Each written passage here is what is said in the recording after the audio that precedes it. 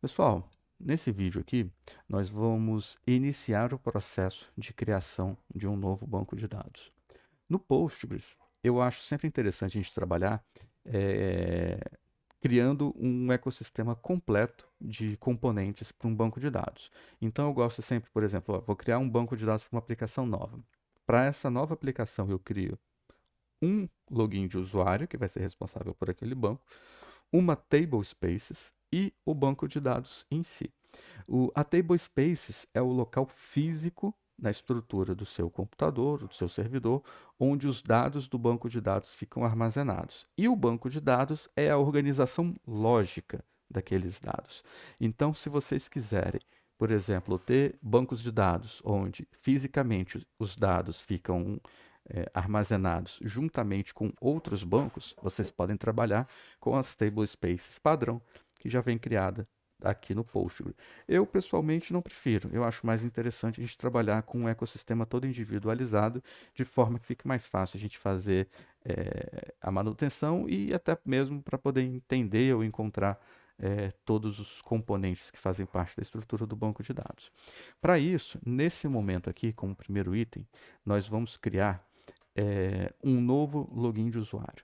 A ideia aqui é a seguinte: eu tenho uma aplicação, essa aplicação se chama Proteus, e o Proteus, um dos bancos de dados com os quais ele é compatível é com o Postgres.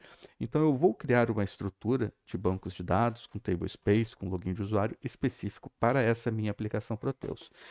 Para isso, pensando nisso, o primeiro item que eu vou executar aqui é a criação do usuário. Então, vou vir aqui com o botão direito em cima de Login and Group Roles. Ele vai abrir para mim essa opção Create. Eu vou clicar aqui em Login e Group Role.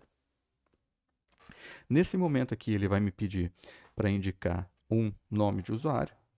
Vou chamar esse usuário de Proteus. E vou colocar aqui um comentário.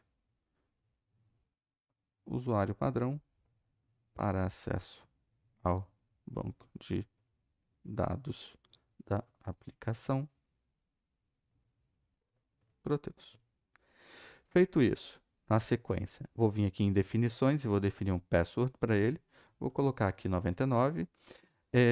Aqui ele pergunta se a conta vai expirar. A gente poderia definir uma data para isso. Deixando vazio significa que ela não expira. Vou deixar vazio. Na sequência, ele pede aqui para a gente indicar um limite de conexões que essa conta pode ter. Nesse caso aqui, eu quero que a conta não tenha limite de conexões. Então, vou colocar aqui um -1. -1 serve para isso. Aqui em privilégios, eu vou indicar que ele pode fazer um login. Não vou setá-lo como superusuário. Não vou dizer que ele pode criar novos usuários ou novas regras. Vou dizer que ele pode ser utilizado para a criação de bancos de dados e vou dizer que ele herda direitos de alguma regra superior. Nesse caso aqui, apenas essas opções. O restante dos dados aqui eu não preciso preencher. Eu vou só clicar aqui em SQL para a gente ver que, apesar de estarmos definindo esse banco de dados numa interface gráfica, o que ele vai fazer em background é a execução desse script aqui. Então, nesse caso aqui eu vou só salvar. E pronto. Então, nosso usuário ele já está criado aqui embaixo, é o nosso usuário Proteus. Então, o objetivo desse vídeo, que era a criação desse usuário, ele já está concluído. No vídeo seguinte, a gente vai fazer a criação da Table Spaces, que é o local físico, é um diretório dentro do servidor ou do computador, onde os dados ficarão armazenados, os dados dos nossos bancos de dados. Então é isso, pessoal. Espero que vocês tenham gostado.